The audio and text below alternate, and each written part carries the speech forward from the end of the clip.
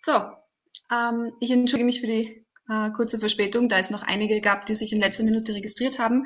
Dachten wir, es wäre gut, noch ein paar Minuten zu warten. Ich hoffe, es sehen und verstehen mich alle sehr gut. Falls es irgendwelche technischen Schwierigkeiten geben sollte, gibt es auf der rechten Seite einen Chat, da kann man sofort jetzt schreien, sollte jemand mich nicht gut hören oder verstehen. So, ja, ich glaube nämlich, es sind jetzt fast alle registrierten Teilnehmer anwesend und wir können anfangen. Es freut mich sehr, Sie im Namen der Campaign to Stop Killer Robots Austria und des österreichischen Roten Kreuzes herzlich zu unserer Webinar-Reihe zum Thema Killer Roboter begrüßen zu dürfen. Mein Name ist Marit Alex. Ich bin seit Anfang des Jahres Gründerin und Opfer der Kampagne als nationalen Zweig der International Campaign to Stop Killer Robots. Es handelt sich hierbei um einen Zusammenschluss von schon über 160 Organisationen in 60 Ländern, die sich dafür einsetzen, vollautonome Waffen präventiv zu verbieten. Bevor ich ins Englische wechsle, um unsere erste Vortragende vorzustellen, würde ich Sie gern noch kurz mit ein paar Hintergrundinformationen zum Thema sowie ein paar technische Details vertraut machen. Das Thema Killerroboter ist ein sehr wichtiges und aktuelles Thema, das aber leider unter der Zivilgesellschaft noch nicht so bekannt ist, wie es eigentlich vor dem Hintergrund der möglichen Gefahren sein sollte. Es handelt sich nämlich tatsächlich um autonome Waffen, die ausgestattet mit künstlicher Intelligenz in Zukunft Menschen die Entscheidung über Leben und Tod abnehmen sollen. Sie sind noch nicht vollständig entwickelt, aber es gibt bereits Roboterpanzer, Drohnen, Marschflugkörper, die jetzt schon selbstständig Ziele auswählen und angreifen können.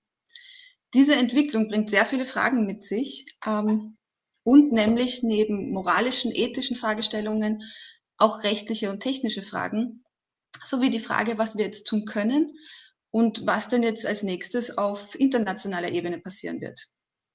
Ich möchte jetzt aber nicht vorgreifen, denn all diese Fragen werden wir im Rahmen dieser Webinar-Reihe in den nächsten Wochen ausführlich zu beantworten suchen.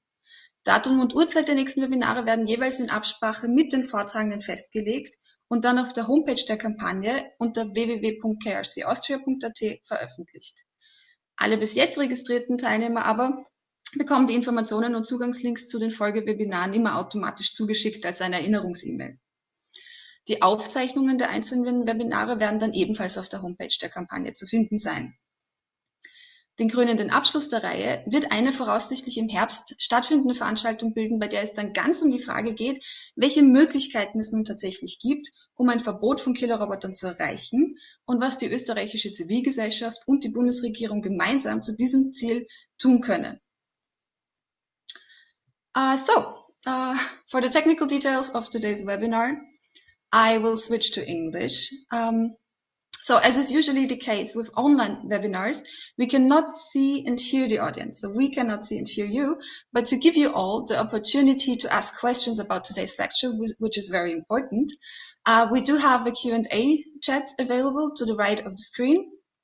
So I'm going to switch it to a different channel afterwards, so you can ask questions at any time, but only I am going to see them. So this is going to be anonymous, and all of those questions that you can ask now and afterwards, I'm going to put to the speaker after the presentation for her to answer.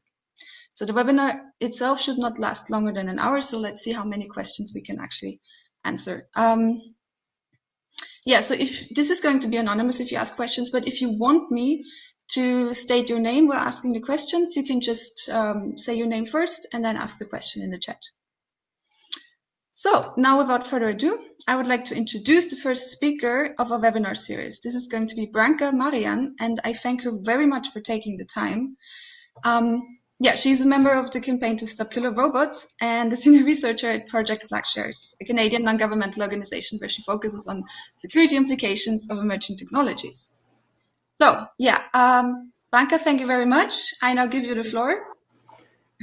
Okay, thank you so much for having me speak about this very important topic. This sort of issue of autonomous weapons is something that I've been following for several years now. And I wanted to speak about a specific topic, about a specific aspect of this issue with you today. And because the topic's quite broad, there are multiple ethical, legal, moral aspects, geopolitical, to this issue. But today I wanted to focus on one aspect that I think really needs to be addressed, which is this idea or this notion that autonomous weapon systems, or killer robots as they're more commonly known, are inevitable. So this sense of inevitability about the development of these technologies sort of follows the UN discussions, which have been happening for some 5 or 6 years now. And I really think that this idea that killer robots are inevitable has prohibited norm building and in establishing the necessary frameworks and regulations that are going to be sufficient to, I think, address the challenges that are posed by these technologies.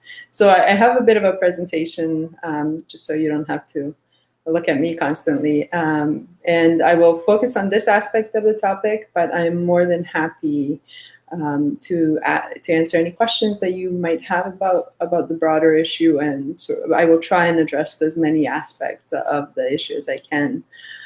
So Merit, if we can have the presentation, I think it will be perhaps it'd be useful. So yeah, so I do really think that this sort of question of inevitability is something that we need to tackle. And just to give you an overview in terms of the aspect of the topic that I'd like to tackle as well is just the fact that we need to consider the broader implications for human security of having autonomous weapon systems, which are essentially weapon systems where the critical functions of a weapon, that is the selection and engagement of target, is done without meaningful human control. And what we've seen, I think, and I'm going to speak about this particular topic in the context of our current moment, and that is sort of addressing the pandemic issues. What we've seen is that there has been a real reframing of how we think about technologies and technologies that can cause harm. So I think this is an important moment that we can take to place limits on the developments of technologies such as autonomous weapons that cause harm and contribute to insecurity. The fact that we've seen major tech companies now talk about, not selling facial recognition technologies to certain law enforcement agencies, of placing limits and bans, really undermines one sort of argument that has also been consistent in other aspects of tech regulation, which is this sort of notion of inevitability of the technology that's being developed. So I think this is a real moment that we need to have this discussion to really highlight the fact that, in fact, regulation is possible on these technologies, and the fact that we can pursue this goal.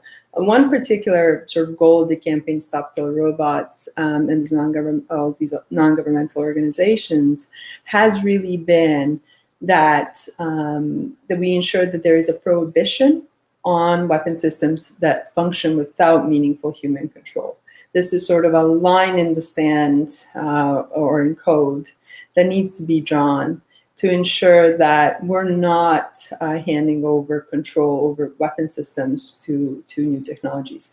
And I will speak in a few minutes about where we are in terms of technology. So I just want you to know that the types of technologies we're talking about and are concerned about when we talk about autonomous weapon systems, they're not some futuristic, Terminator-like systems at all. It's really understanding how current platforms and systems are already integrating new software and new technologies where we're seeing a diminishing human control over these systems. So I think that need to reframe how we look at these technologies is something that should be sort of central in the discussion. So where are we in terms of the discussion now on autonomous weapon systems? As I said, the United Nations Convention on Certain Conventional Weapons, that forum for some 6 years, as many of you will know, has been discussing this topic. But there has been very little progress in that discussion. And I think you can assess the CCW discussions in multiple ways. One is to say that it's been sort of an incubator for this topic because it is highly technical and it does require an understanding of where certain boundaries can be drawn that requires a broader conversation and engagement of technical experts, of legal experts, of ethicists. So that kind of bringing together of diverse individuals and diverse expertise has been important. At the same time, some 6 years into this discussion, some really powerful countries, I think, have decided that this notion that these systems are inevitable, or this notion that you could not really regulate these types of systems, should sort of stall the discussion from going further. Of course, to the benefit of the, of the most advanced militaries that have the capabilities to develop these types of systems. But I think what's sort of been happening now is because of COVID-19, the discussions that were supposed to happen in a few days, next week, have been, this week, they have been, of course, pushed back to later on this year in August, September. So we don't know if those will actually take place. But I think beyond sort of the implications of the pandemic on the actual discussion, what it has allowed us to really reflect on and think about, and I think for a lot of countries getting into this discussion now, there is a real opportunity to consider how the role of technology has been used in responding to the pandemic, which has highlighted some opportunity costs in terms of where resources are dedicated. This notion of an opportunity cost in terms of the development of autonomous weapon systems, is not talked about enough. And I think the challenge there is that countries are now, before maybe it was more difficult to sort of highlight, but I think now countries are realizing that if you dedicate a lot of resources and research and development to development of these types of weapon systems and using artificial intelligence and robotics for these purposes, you are taking that away from the use of these technologies for healthcare and and other areas where it would be much more useful to a conducive human security environment. So I think that is one thing that this sort of moment has allowed for reflection on. Another aspect that has really been highlighted, I think, over the past few months has been the fact that a lot of the technology, and this is why we're seeing some big tech firms put sort of facial recognition at least on hold for now, is that there are really a lot of problematic aspects to the technology, whether it's bias in terms of the algorithms that are scanning vast amounts of information, or whether it's sort of basic concerns about the effectiveness of technology. At the same time, what we've seen is growing and rising concern about privacy and about the use of surveillance technologies in response to the pandemic, which have highlighted to I think the broader public, perhaps in ways that we could not have highlighted before, the ability of some of these technologies to be used and to track individuals, to track trends, to track the mobility of individuals, essentially. The use of drones, for example, and in Milan and other places, to ensure the public spaces are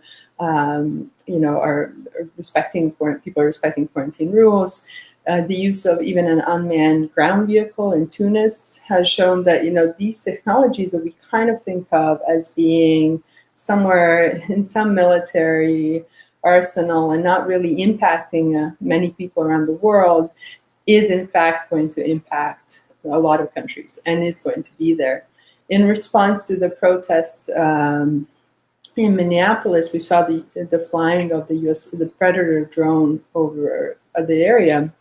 And while it's not clear yet who ordered this, and this is an unarmed drone, I think for a lot of people it's raised the consciousness about the way in which some of these technologies are crossing that line, or really, blurring that line of technologies that are used for certain security purposes and then for militaries. So I think all of that is to say that for autonomous weapon systems, the broader discussion, the discussion has always tried to portray them as something that is very futuristic or super sophisticated. And that is not at all where the concern is. The concern is this sort of creeping use of these technologies for border enforcement, for law enforcement. And I think that is a discussion that maybe wasn't as prominent when countries were sitting at the table in Geneva, and that might be more prominent now. So I think there's a real opportunity to kind of refocus that discussion from really looking at futuristic systems, or to say that there isn't a concern, particularly for Western citizens. I think this might be a way to sort of understand how these technologies are going to be impacting all of us. So I think where we are, if you look at in terms of technology and types of systems, we already have, some 150 systems that can perform semi-autonomously, and more than 30 nations have defensive supervised autonomous weapons. Perhaps the most famous of these is the Israel Harpy drone, which can sort of dive and, sort of a suicide drone, as it's called. And what we're seeing is continued funding and development being sort of given to the development of AI-enabled or autonomous technology. So there is a lot of interest on behalf of particularly advanced nations in terms of their militaries to really develop these types of systems. So what we're seeing is this sort of influx into the development of these technologies. The reason I highlight this is because I want this argument about inevitability to be really understood as that there is nothing inevitable about the way these resources are being allocated. There's not, if we have autonomous weapon system come into existence, it's not going to be because they simply appeared. It's going to be because countries and governments decided to really put in the resources and the funding into developing these systems. And that is important because it shows us that regulation can work, that there can be sort of these normative frameworks that actually have teeth that can be developed to ensure that that kind of funding and that kind of research and development doesn't happen. Here you can see also the way in which we're seeing different countries enter into this discussion. So of course the United States DARPA is perhaps foremost in people's minds when they think about sophisticated technologies and the development of new technologies. The picture on your left is of a DARPA game where there was 250 sort of small robots communicating with each other. So while these sort of robots were seen by a human operator, it showed the sort of the work that is happening and the work that is going on into creating these sort of swarming technologies or assisted assisted technologies. And very recently, also a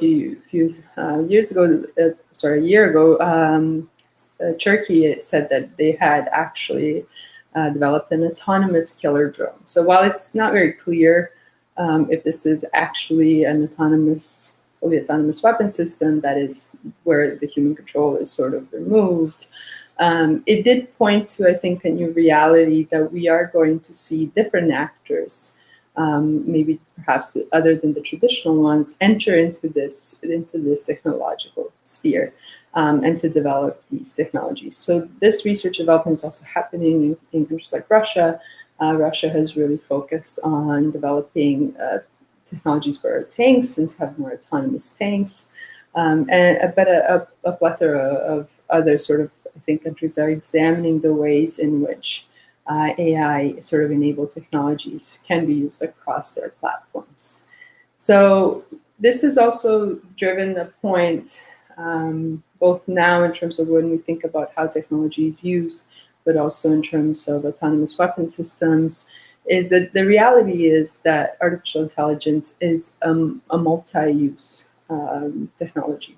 So you're going to see these technologies be used by militaries for different purposes across different platforms. Some of these are not problematic. I mean, some of them are about whatever the military calls efficiency in terms of analyzing personnel data or information. But some of the aspects, I think, that we have started to understand of that idea of multi-use technologies is that some uses of those technologies need to be regulated. and can in fact be regulated. That doesn't mean that we, are techno-skeptics or we think that, military shouldn't use artificial intelligence. That is not the argument at all. The argument really here is focused on the fact that this specific use of these new technologies is highly problematic and should be regulated. And just to circle back to kind of the point that I've been trying to make about the inevitability of some of these technologies, the reality is that it is governments and citizens ultimately who will those, in many places, who will those governments in, who are in fact deciding to invest in some of these aspects of these technologies. And that comes at a cost of not investing in other aspects of those technologies. So I think that sort of is an important reminder in the current moment that governments do play an important role in the types of technologies that are invested in, but also the types of technologies that are regulated or not. So this notion of inevitability really is one that needs to be questioned and delegitimized, because the governments are the ones ultimately that have the control over the types of technologies that are developed and that are going to be used. So I'm going to perhaps end there and see if you have any specific questions or if something wasn't clear. It is a very broad topic, and I could go on speaking for some time on this, but I would like to have a sense from you what is really interesting or perhaps needs a bit more clarity. Thank you so much.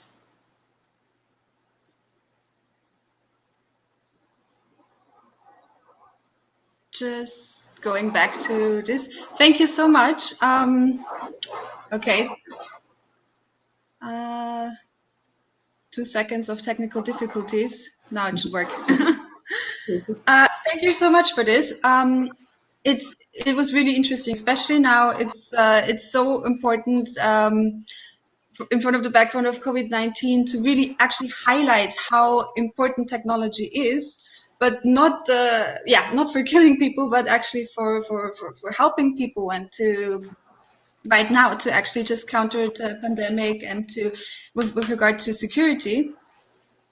So yeah, I think it's really interesting, and especially when you talk about the allocation of the resources. It's really when you say that it was 1.7 billion that the US spent on research and development of AI technology, and I think it's really interesting because some time ago I saw a chart. It was like a comparison between military expenditures as well as healthcare expenditures and civilian ones. Especially right now, that was very interesting since with COVID-19, so many people actually died because there weren't enough machines for breathing and things like that. Like, I don't know. No, I can't remember the numbers, but maybe you know a little bit more about how the allocation of, like, with the percentage and everything, how that looked like, if you did some research on that. It was very, very shocking to me to read that, actually. I think the international campaign to abolish nuclear weapons had this sort of comparison chart between the healthcare spending versus military spending, looking at the US and the UK and other countries, and to really show the way in which where resources are allocated ultimately has a profound impact on the well-being and ultimately the security of the population. And I think that sort of rethinking or maybe a consideration of the actual threats countries are facing is really important in terms of the types of technologies that are developed. I only bring up this point because I really think that the idea that we could develop these systems without that having an impact on how technology is used in our society, that point hasn't really been made, that there is a significant opportunity cost, and that's sort of the route we go with these technologies. And some of the uses of these technologies, whether it's by rogue states or whether it's by non-state actors, I mean, some of it, we won't be able to control because of the nature of artificial intelligence. and some of these technologies and the platforms becoming so much cheaper themselves. So you can think of the small drones or the drones that are being adapted by some terrorist organizations. But that's vastly different from having, you know, the most powerful states in the world that have the resources investing in the development of these types of systems. It really would shape what kind of systems you would see and the level of sophistication and concern. So yeah, that sometimes that argument is brought up. Well, you know, we have to. Well, of course, we're not going to maybe invest it in healthcare or something else because we need to ensure the protection of our country or borders. And then that is usually followed up. Well, some countries might not follow it, or you know, some rogue actors might get their hands on these technologies anyway. So is regulation going to be effective? And so I think that really needs to be addressed as well. I mean, there are certain sort of uses of some of these technologies that we will not be able to regulate. But overall, I think it's really important to think about what that would mean if that kind of investment in these weapons was happening. It's really bringing up, I think, civil society and the citizens of these countries to really think about, is this where they would like to see, you know, this kind of research happening and to see this kind of investment happening, because that does come at a cost now very realistically to them and their lives. No, it would be really great if this pandemic would actually have like some positive outcome, in the sense that there might be a shift, especially with governments, that they see that security does not mean security at the borders, but maybe putting more money in healthcare and everything. Mm-hmm. So yeah, you said there might be a possibility now to have a shift. Maybe you can even see that in Geneva, maybe, you know, to actually being able to achieve the ban on autonomous systems right now.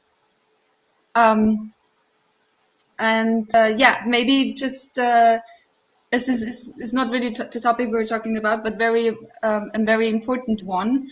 Actually, what chance do you see in there being a ban? What possibilities maybe do you see, or especially now after COVID-19, maybe the discussions in Geneva might have a better outcome?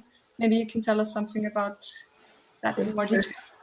Yeah, I mean, the momentum that needs to be created to address these technologies and then to ensure that there is a ban. I think that this is a moment for it. I think now more than ever, perhaps, people around the world are seeing how some of these technologies could be used, you know, against them or for different purposes. And I think that really is driving home this message that you know, we do need to have some sort of regulations of these types of weapon systems. I do think that it will largely depend, this process, on the political will or willingness of countries to really come to the table and discuss the ways forward. We have some 30 countries that have called for a ban, a prohibition on autonomous weapon systems, but some really powerful states have tried to kind of take over the process a bit and to really sort of monopolize the discussion, and to say that, you know, regulation is not necessary, or it won't be effective. You won't be able to sort of determine whether a system is autonomous or not, and then sort of even like the definition of what is an autonomous weapon system. There's been sort of an attempt to really kind of blurry the picture, so as to say that it would be really difficult ultimately to, you know, even if there was a ban, even if there was a call for a ban, that it would not be effective.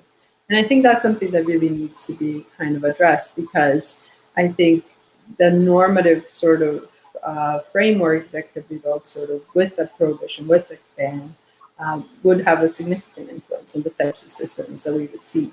I think you could argue that the fact that this discussion has been happening and that civil society has been so active in sort of featuring this topic has helped to ensure that we're not seeing some of these systems already. So I think sort of putting more pressure on governments is going to be really significantly important to achieve this kind of regulation. Canada, in fact, in our foreign minister received in his mandate letter in December, last year in December, a specific sort of line that said that, you know, Canada would support, in fact, a ban on autonomous weapon systems. And that was very much a shift in the position from the years past, where Canada was kind of sitting on the fence and deciding what to do, and wasn't necessarily convinced that there needed to be a ban, or in fact that it would be effective. So I think if you see this kind of shifts among several countries that are maybe prominent in the disarmament files, that we could see an important momentum happen. So yeah, I mean, the prospects of it really depend on the countries. I think civil society and organizations and campaigns like Killer Robots has done an enormous job really to highlight this issue and to bring it to the broader broader public. Yeah, it's very important, and that's the reason we're doing this now. So just because I typed it in right now, apparently there were some difficulties with the chat system. It should work right now. It should be possible to type in questions right now. Yeah, we're talking about technology all the time, and so now it seems to work. Branka, do you see any commitment coming from US and Russia at the moment regarding discussions on regulation at the level of the PGE and the CCW? Yeah, I mean, the United States and Russia have been really problematic in this process. Russia maybe more so because they've been sort of really, I think it took a hard position to say that this regulation would not be effective or it wouldn't be possible, and that, you know, we don't even really know what we're talking about here.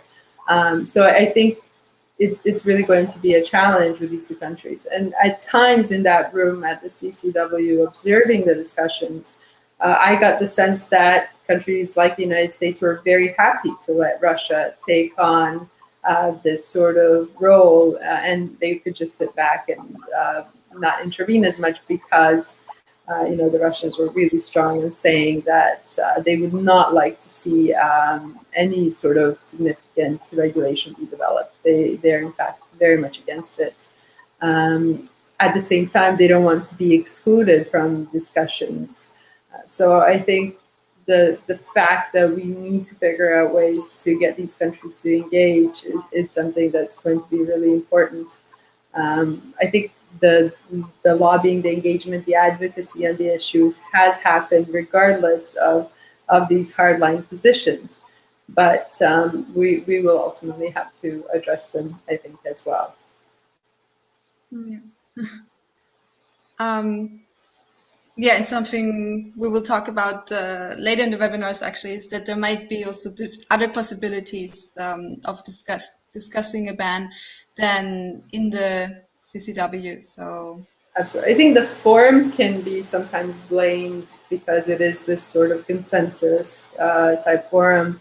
But I think countries like Austria, in fact, have done a great job of navigating that sort of divisive political environment between some of these countries to really sort of highlight the need for, like, the humanitarian case for this, the geopolitical case for this. So I think maybe a different forum would allow for broader movement on this topic, and we can sort of see the CCW as essentially an incubator space for this kind of regulation. That is certainly one view you could take of it. I think after some time, there's going to be a questioning really of the CCW and its effectiveness. And have you taken on this issue and not really moved much with it? So some countries are hesitant to move out of this forum. I think a lot of countries, I think very powerful countries would like it to remain in that forum because it would just mean that it remains deadlocked for some time. And you could sort of set it aside with a set of principles or something that is not really as effective as it could be.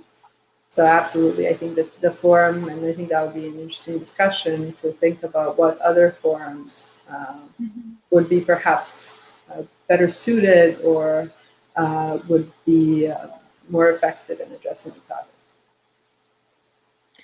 Could be, yeah. We'll see. But right now, let's stay positive and let's see if in fact COVID-19 has left, yeah, maybe some change in everything. Right now, it's hard to see any changes. I don't have the feeling that there are any other discussions taking place right now. It's like COVID-19 is everything in people's minds. So I got another questions right now. So Branka, since the title of your presentation is Tech for the Good of Humanity, I would like to ask if you think that autonomous weapon systems are necessarily entirely a bad thing for humanity, or if you see any aspects of such systems which could actually be good for humanity. Yeah, I think I tried sort of address this sort of point in saying that there are going to be very good uses of new technologies, whether it's for civilian protection and ensuring, that there is sort of a civilian infrastructure that's not attacked or bombed. However, I think with these types of systems, there's really no need for them, right? And we talk to tech experts who will say there is no need to create a system that can, select and engage targets. You can have aids. You can ensure that there is sort of human control throughout the process, but there is absolutely, in my view, no need to hand over that important moral and legal task of whether you're going to select or engage a target. I think that really needs to firmly stay in human hands. That doesn't mean that different systems can be updated, or that the way we look at whether it's military selections or engagements of targets, that some of these technologies should all be prohibited. But I think that specific task itself should not be automated. And we talk a lot about, I think more so now, automation bias, right? This is our human tendency to trust computer systems more than we should. I'm sure you've seen in the news, there's been a few Tesla drivers, for example, who have, said, who caused an accident because they were in sort of the autonomous mode, saying, "Oh well, I saw that there was a car there, but I thought that that my car would brake in time because it has done it like 90% of the time, or I thought it would stop because it would sense that there was this was happening," and in fact that hasn't happened. So I think there are a lot of ways in which technology can impact the kinds of decisions that we made that needs to be examined more broadly.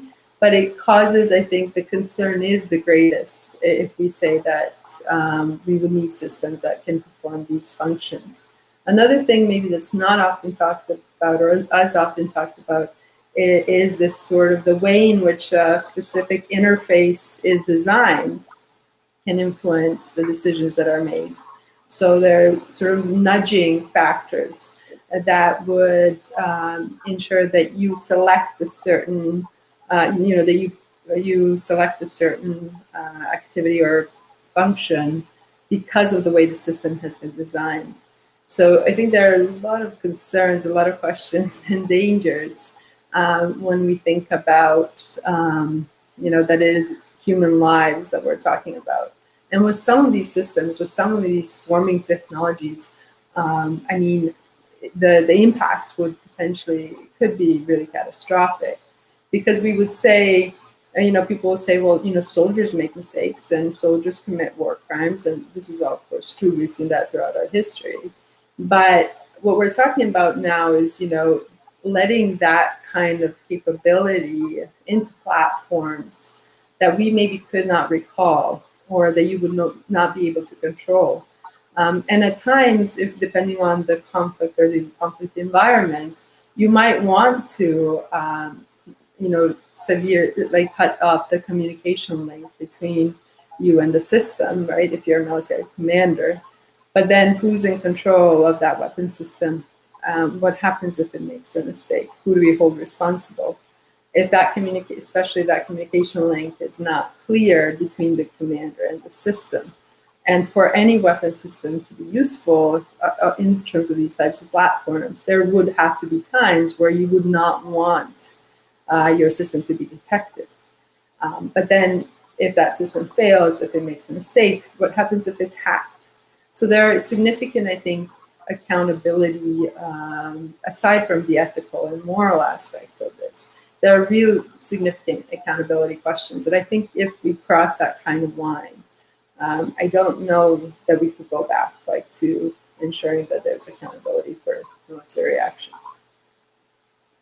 That's very important to keep in mind, especially also when I talk with critics. They usually say, or sometimes say, that with a machine going into conflict, they might be even able to act more morally than people do, as they act out of fear, everything. But especially with regards to everything you just said now, it's very important to keep that in mind. If the machine makes a mistake, it has really drastic consequences. So it should never be allowed for a machine as such to choose whether a person lives or dies. So especially with regards to everything you just said right now. And that sort of idea that these would be moral machines really also needs to be disputed. I mean, these are systems that our countries are going to use for specific political or military gains. So I mean, to say that these are just going to be these moral actors is, I think, highly problematic, because I don't think it would reflect the reality of what the point would be of investing in getting these types of systems.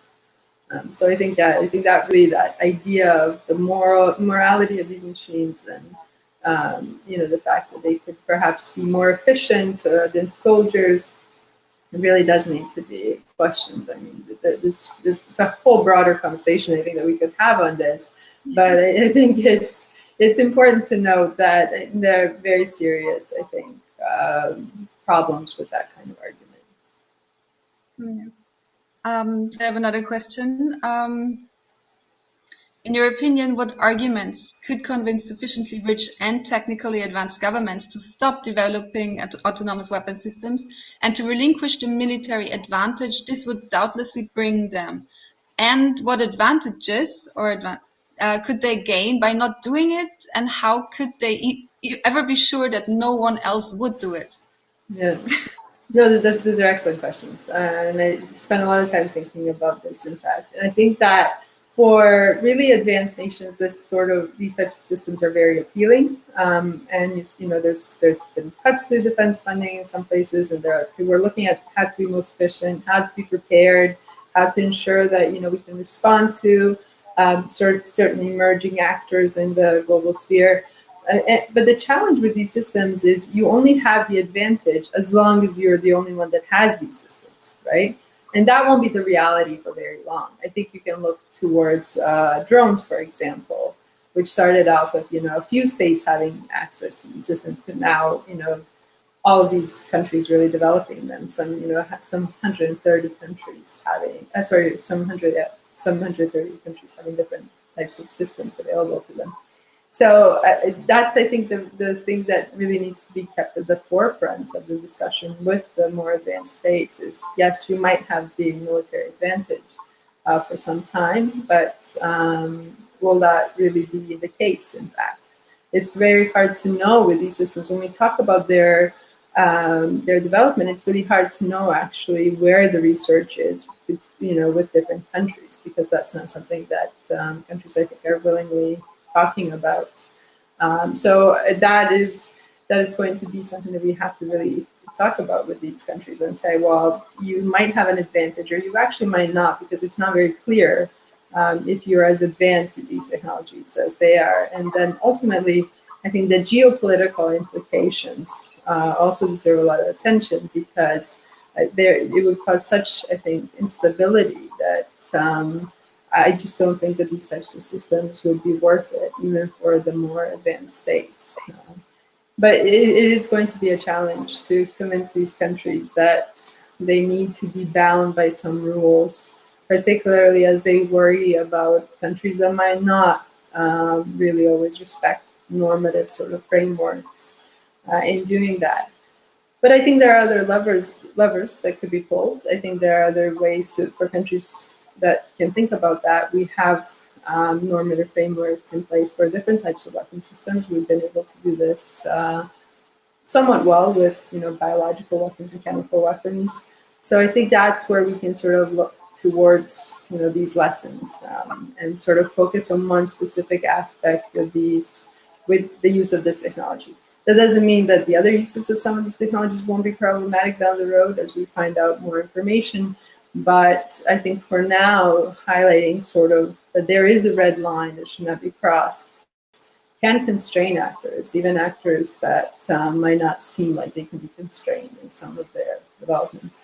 But none of this is a guarantee, and this is why we have these norms and these regulations, and they get broken, but they're in place, and I think contribute to a better overall security for all of us. And I think as we're seeing some arms control measures being sort of pulled back from, we're seeing in fact how important they were. And even if they seemed like they didn't have a lot of teeth, even if they seemed like they were very weak, once they started to sort of crumble, then we've sort of, I think, had sort of a collective realization that, in fact, some of these have been very helpful to our security.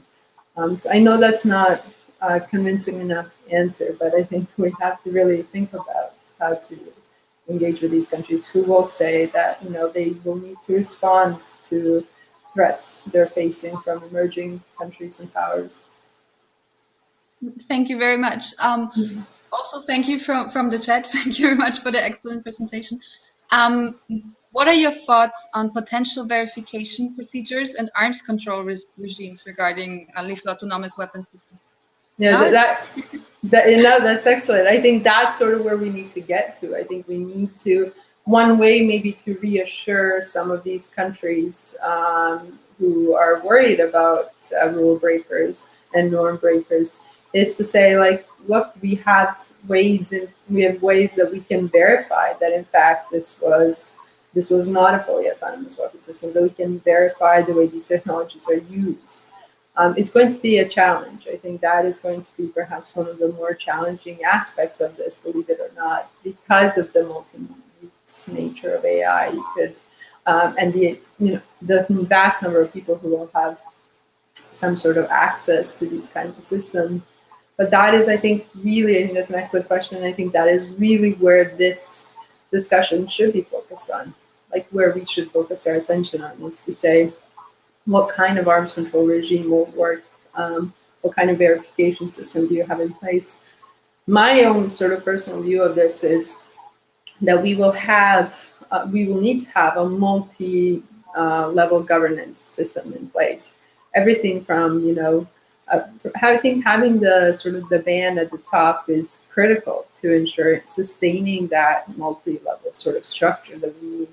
But everything from having codes of conduct for scientists and researchers and AI experts to, national policies to sort of these broader global policies will all be necessary to really ensure that. So that kind of commitment that we will need to sustain this is going to be very important. And I think we're seeing it. I think the vast majority of AI experts do not want to be associated with autonomous weapon systems.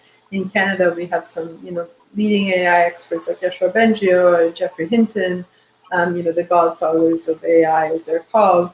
And they've been very clear that they would not like to see the existence and development of these autonomous weapon systems.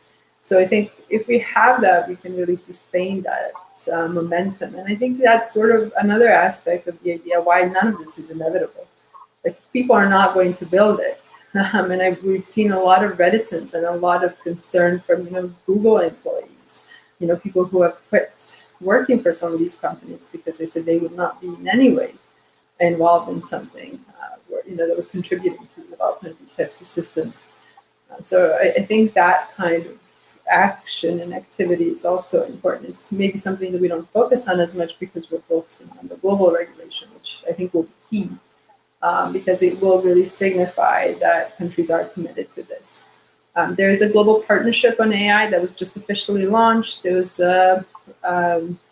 championed by Canada and France for some 2 years now, and it is trying to bring together different actors to ensure that there's responsible use of AI. The OECD has these commitments. It will be hosting the Secretariat. So you will see, I think, more and more commitments like this from different countries that, seem maybe not as related, but are important as part of the broader discussion on autonomous weapon system. Definitely. So thank you very much. As it seems there are no more questions, I think this might have been a very good last word, or if you want to add something before we close up. Well, sure. I want to thank you so much for having me and chatting about this. I think it's an issue that might get lost because it seems a bit complicated and complex, but I think it's really important to sustain attention to it, keep paying attention to it. Its implications for ordinary people around the world will be profound, and I think that's sort of where the campaign and other organizations like Project Plougshares and others, where our focus is on. We're trying to really ensure that we have systems that protect civilian lives and they use technology for good and not cause great harm and insecurity that will ultimately sort of cause ripple effects and impact us all. Thank you so much. Thank you very much. It is a very complicated topic, but I think you really explained it so well. Thank you so much for asking all the various questions. Thank you so much for taking the time to participate. Thank you also to all the participants for joining us. I really hope to see you also next week on the next webinar. It's on Thursday the 25th, also at 2 o'clock. This time with Bernhard Schneider from the Austrian Red Cross. The recording, I'll put it online as soon as possible. Thank you so much. That was great.